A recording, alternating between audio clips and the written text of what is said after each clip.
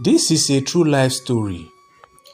It's a tale of horror, pain, and the deep regret that lingers in the hearts of a mother who was forced to do the unthinkable. In the heart of Benin, there lived a woman known as Mama Osaro. She was a well-known caterer, famous for her delicious meal that brought joy to all who tasted them. But the true joy in Mama Osaro's life was not just in the food she prepared.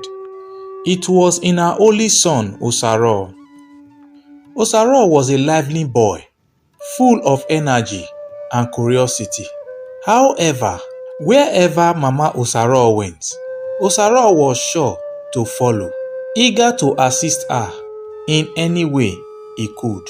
He would help her set up at the event, carry trains, and even try his hands at cooking sometimes. Mama Osaro loved her son deeply. He was the light of her life, her only family. Mama Osaro had a close friend named Madam Joy. The two women worked together on many catering jobs, and their bond was one of trust and friendship.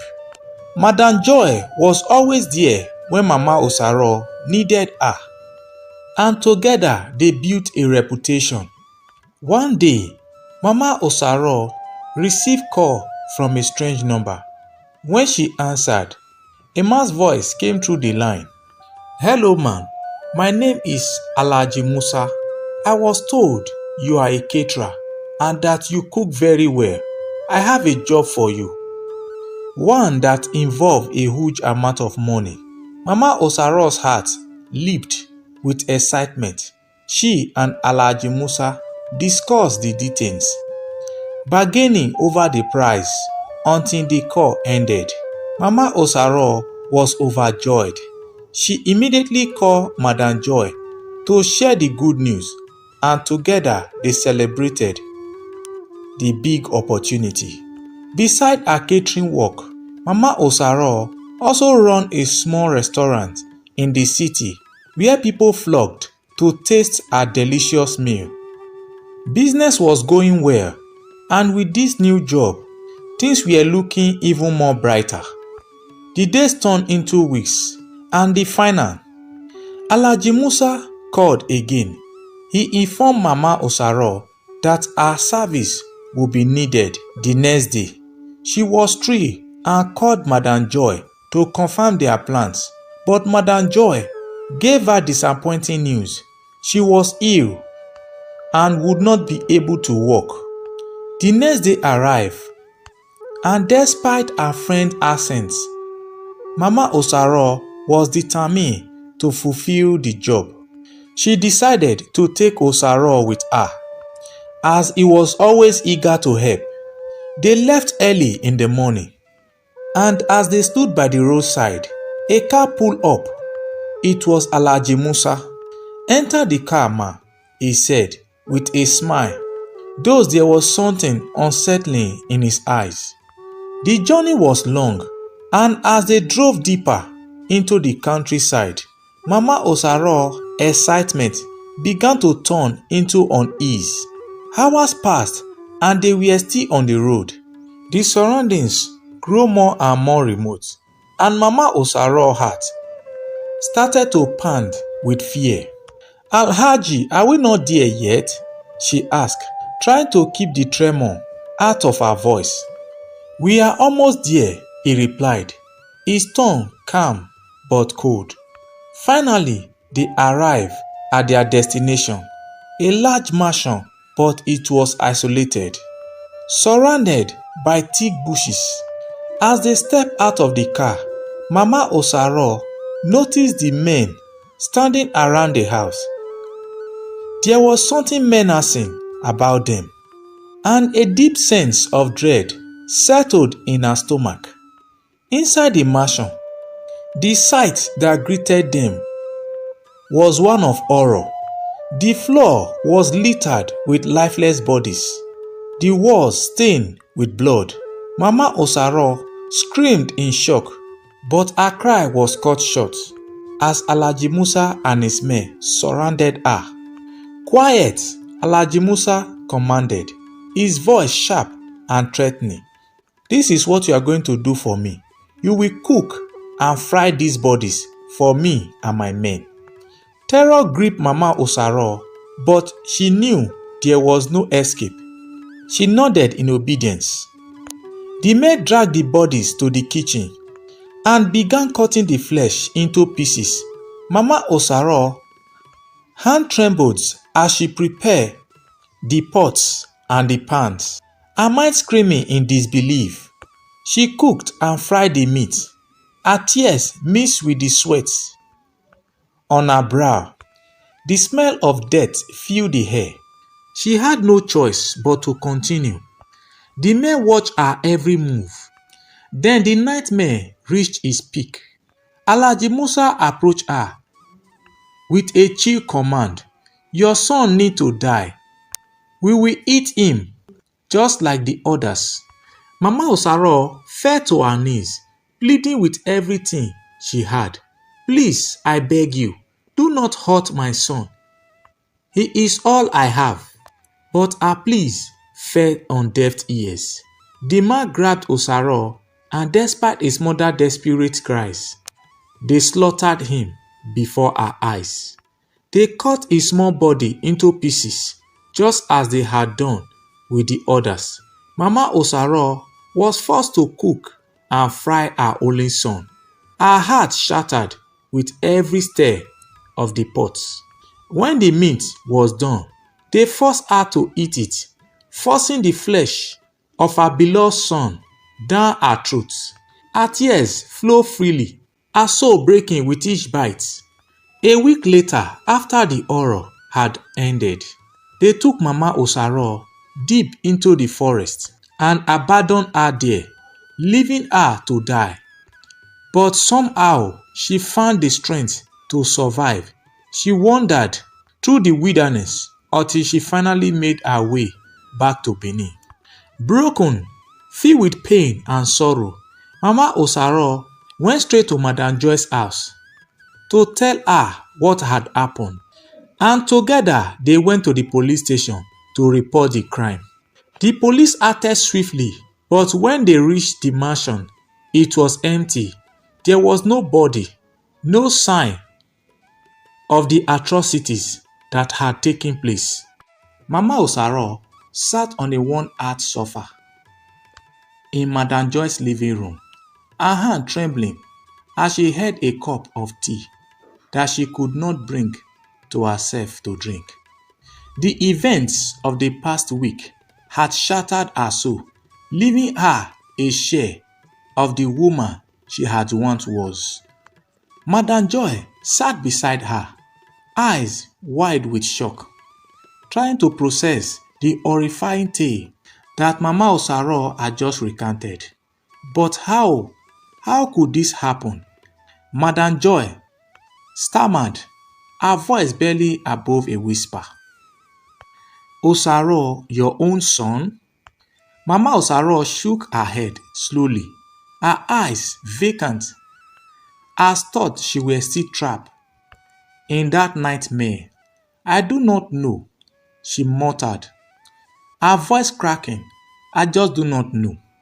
Silence filled the room, thick with the weight of unspeakable grief. Madam Joy finally broke it. "We have to find these people. We have to make sure they pay for what they did." Mama Osaro nodded weakly, but inside she felt nothing. No anger, no desire for justice. Only a deep hollow emptiness where her heart used to be. Still, she agreed. They went to the police station together. And for the second time, Mama Osaro told her story, her voice robotic, as she thought she were reconciling, as though she were reciting someone else's tragedy. The police officers listened intently, their face a mixture of skepticism and concern. They have heard of crimes like this before, but rarely did they come across such a direct witness account? Despite their doubt, they took the report seriously, organizing a team to investigate the mansion where the horror had taken place. A few days later, they returned to the site, this time with more officers and specialized equipment. But when they arrived, it was as if the place had never existed. The mansion stood eerily empty, stripped of all evidence, no bodies, no blood. Nothing remained to prove the terror that Madame Osaro had endured. It was as though the earth itself had swallowed the nightmare, leaving behind only a chilling silence. "Are you sure this is the place?" one of the officers asked. Madame Osaro looked around, her eyes wide with disbelief. "Yes, this is the place. I am sure of it." But the officers exchanged doubtful glances. Without any evidence, their hands were tied. They searched the area thoroughly, questioning locals and scouring the nearby forest. But no one had seen or heard anything unusual. It was as if the people who had orchestrated the horror were ghosts, vanishing without a trace. The investigation stalled, and with no further leads, the police were forced to close the case. Mama Osaro's account became just another tragic story, buried in the files of unsolved crimes.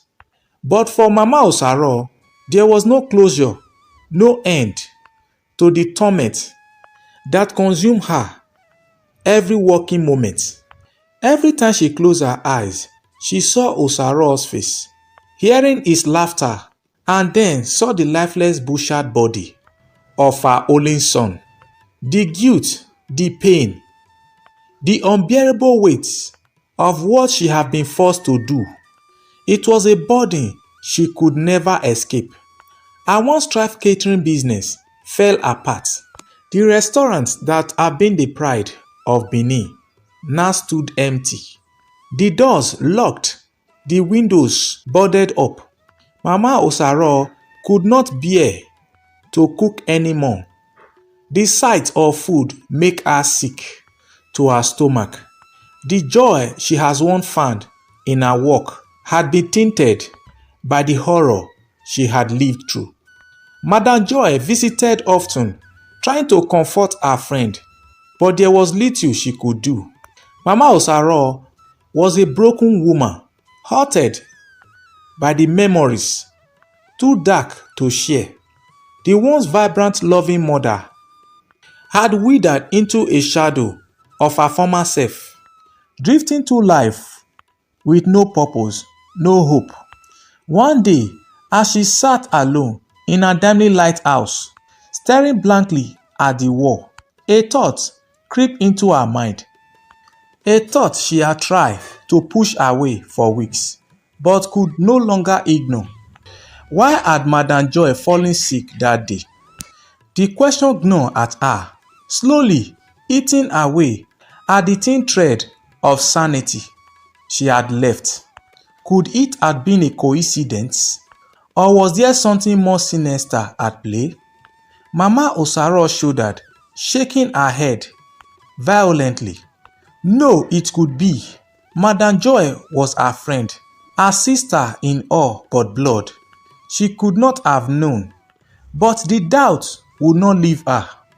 They festered in the back of her mind, growing stronger with each passing day. The more she thought about it, the more certain she became that something was not right. Driven by a desperate need for answer, Mama Osaro decided to confront Madame Joy. She waited until nightfall, then made her way to her friend's house. Her heart pounded with fear and uncertainty, but she had to know the truth. When she arrived, Madame Joy greeted her warmly, but there was a flick of something in her eyes, a shadow that Madame Osaro had not noticed before. It sent a chill down her spine.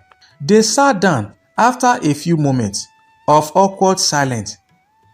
Mama Osaro finally spoke, her voice trembling. Joy, I need to ask you something, and I need you to be honest with me. Madam Joy's smile faltered, her eyes narrowing slightly. What is it, Mama Osaro? She took a deep breath. Her hands clenched into fists on her lap. The day of the job with Alhaji Musa, why did you get sick? It was so sudden. Madam Joy's expression froze, and for a slight second, something dark flashed across her face. It was gone as quickly as it has appeared, replaced by a look of faint concern. Mama Osaro, are you suspecting me of something? How could you think I had anything to do with what happened to your son? Mama Osaro's heart sank.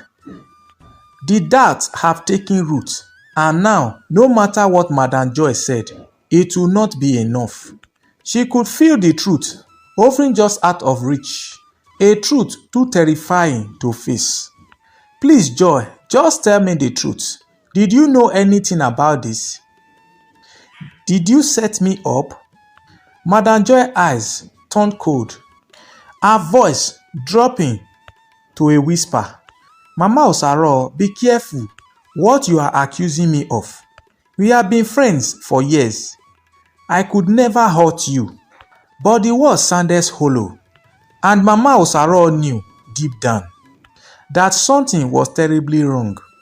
As she left Madam Joy's house that night, Mama Osaro's mind was a whirlwind of confusion and fear. She did not have proof, but the suspicion had taken hold, and there was no going back. Mama Osaro could not sleep that night. She lay in her bed, her mind racing with the questions that had plunged her heart since her visit to Madam Joy's house. The darkness of her room seemed too close on her, suffocating her with thoughts she could not escape. Every time she closed her eyes, she saw Osaro's face, his smile, his laughter, the way he used to hug her after a long day of work. And then, like a flash of lightning cutting through the darkness, she would see the horror of what she had been forced to do, and her heart was shattered all over again. The suspicion glanced at her, growing stronger with each passing hours. Why had Madam Joy been so defensive? Madam Osaro had known her friend for years, and she had never seen her reacting that way. There was something there, something hiding beneath the surface, something she had not been able to see before. And now, it was all she could think about. As dawn break, Mama Osaro made a decision.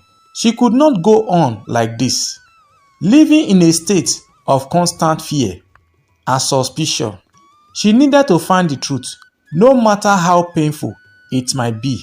She needed to know if the person she had trusted more than anyone in the world had betrayed her in the most unimaginable way. The first thing she did that morning was visit a neighbor, an elderly woman named Mama Agnes, who was known for her wisdom and deep knowledge of the community. Mama Osaro has always respected her, and she hoped that Madam Agnes could offer some guidance. When she arrived, Mama Agnes was sitting in the front of the house, peeling yam. She looked up as Mama Osaro approached, her eyes softened with concern when she saw the state her neighbor was in. Mama Osaro, my dear, what brings you here so early? She asked. Mama Osaro hesitated, then sat down beside her. Mama Agnes, I need your help.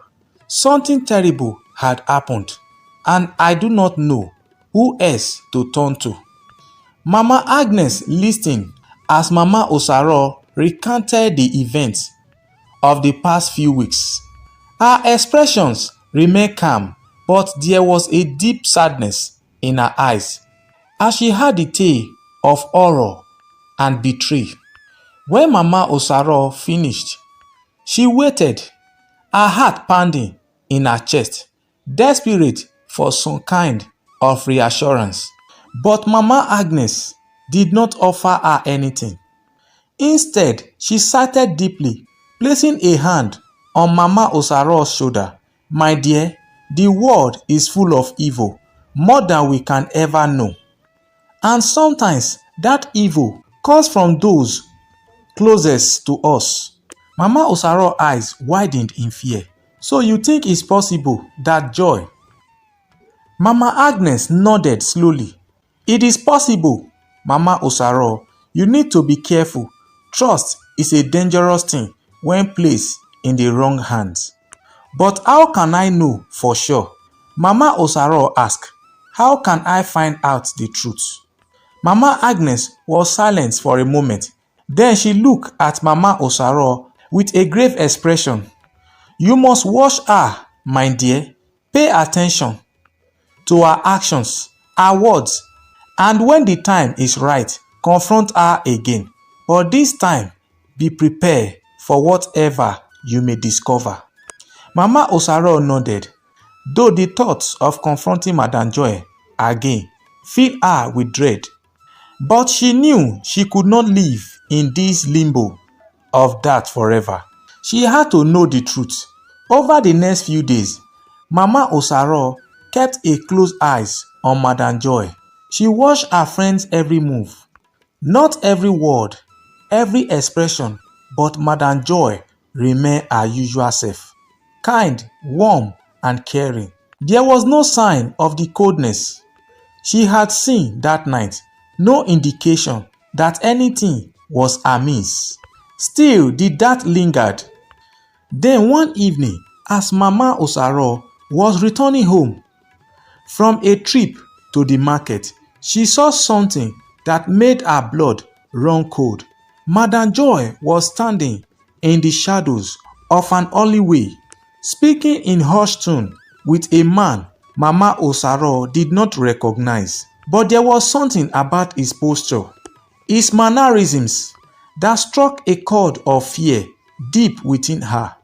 She could not hear what they were saying, but as she watched from a distance, she saw Madame Joy hand the man an envelope.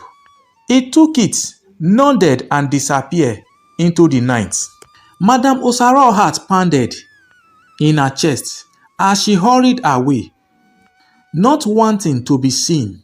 What was in that envelope?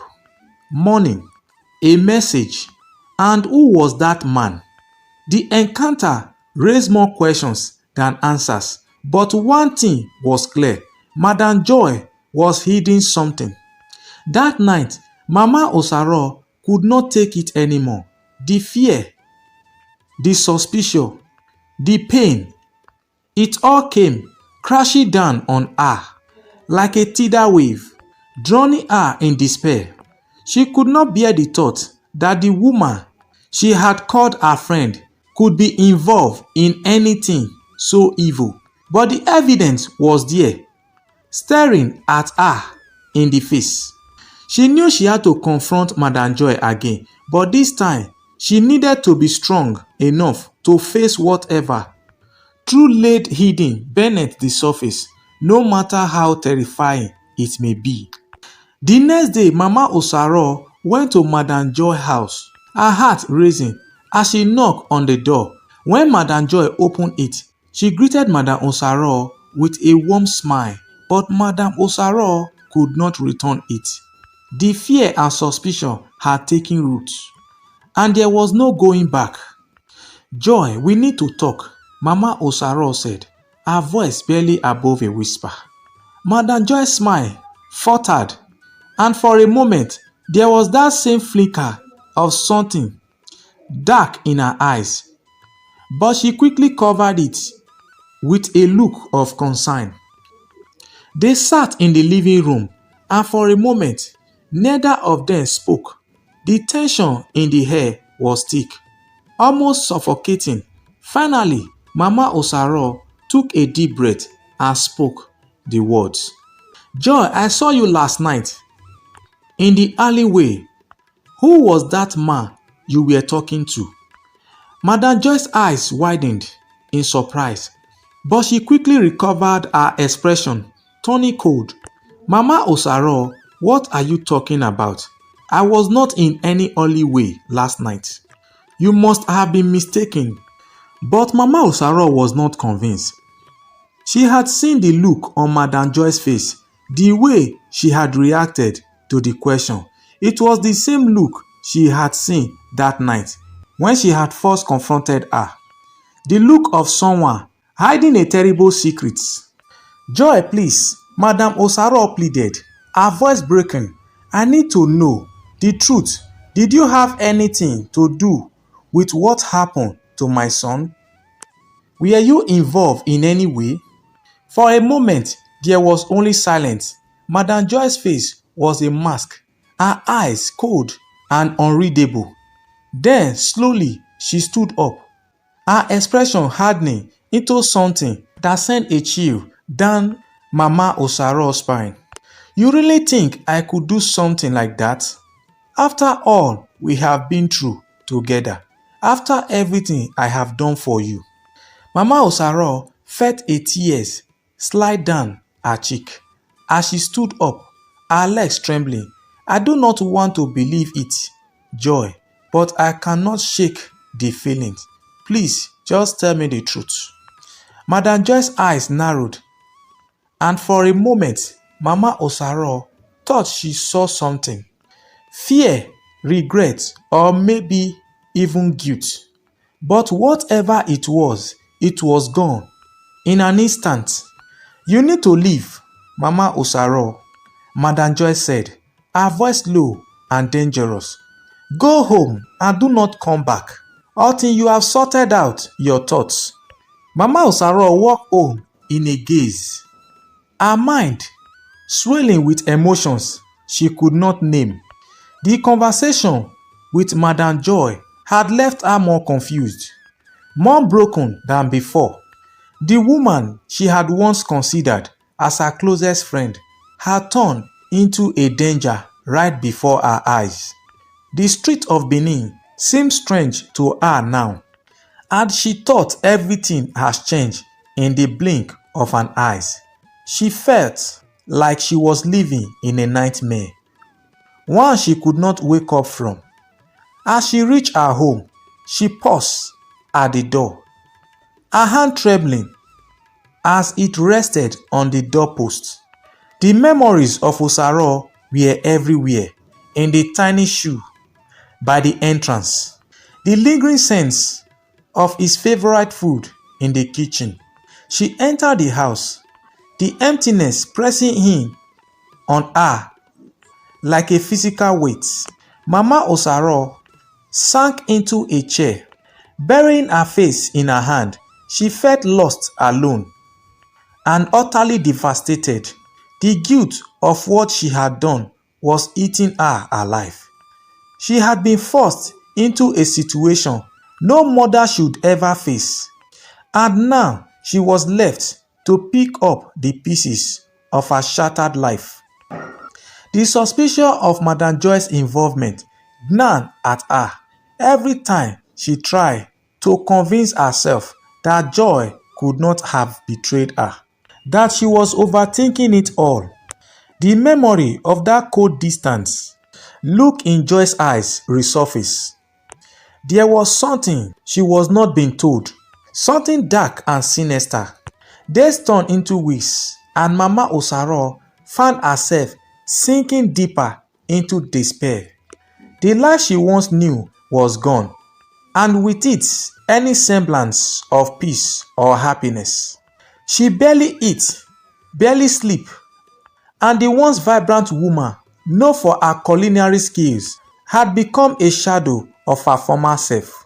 The only thing that kept her going was the need to uncover the truth, no matter how painful it might be. One day, while sitting in her kitchen, staring blankly at the wall, Mama Osaro was startled by a knock on the door. She hesitated for a moment, her heart pounding, before getting up to answer it. When she opened the door, she was surprised to see a young man standing there, someone she did not recognize. He was tall, with a lean build and a face that looked both kind and troubled. "Good afternoon, ma." The young man greeted her, his voice softened. "Are you Mama Osaro?" She nodded, confused. "Yes, I am. Who are you?"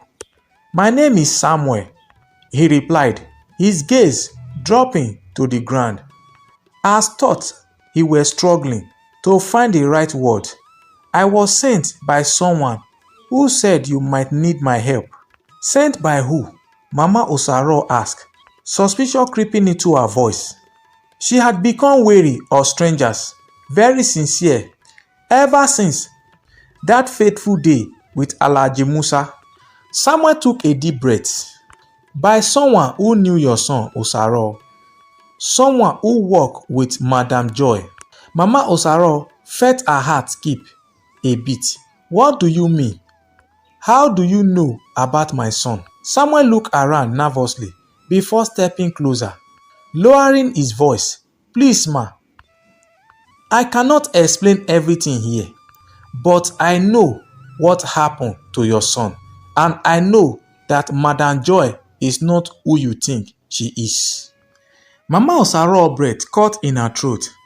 The words she had been dreading to hear were now being spoken out loud by a stranger standing on her doorsteps.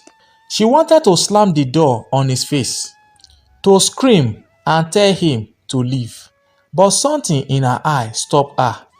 There was a sincerity there, a quiet desperation that matched her own. "Come in," she whispered, stepping aside to let Samuel enter. As they sat down in the living room, Samuel's gaze kept darting to the windows, as if he were afraid someone might be watching. Mama Osaro noticed this and felt a chill, whatever he was about to tell her. It was not going to be easy to hear. "Ma, I do not know how to say this," Samuel began, his voice trembling slightly. "But Madam Joy, she is not who she pretends to be. She had been involved in so many terrible things, things that most people would not believe." Mama Osaro's hand clenched in her lap. "What are you talking about?" Samuel hesitated, then looked her directly in the eyes.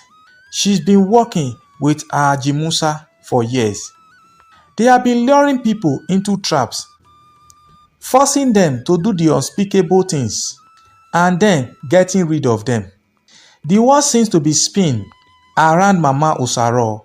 As the word sank in, she felt like she was going to be sick.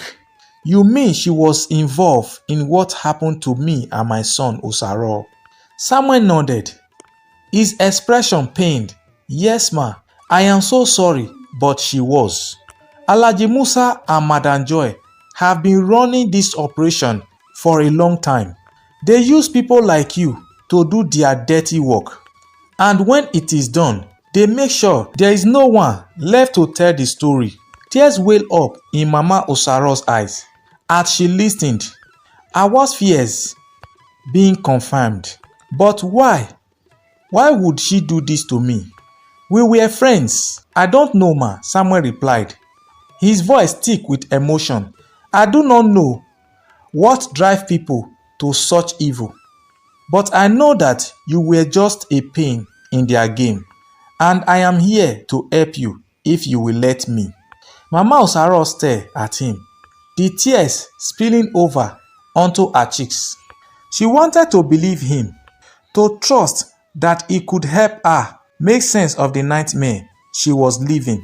But the betrayal ran so deep, the wounds so raw, that she did not know if she could trust anyone ever again.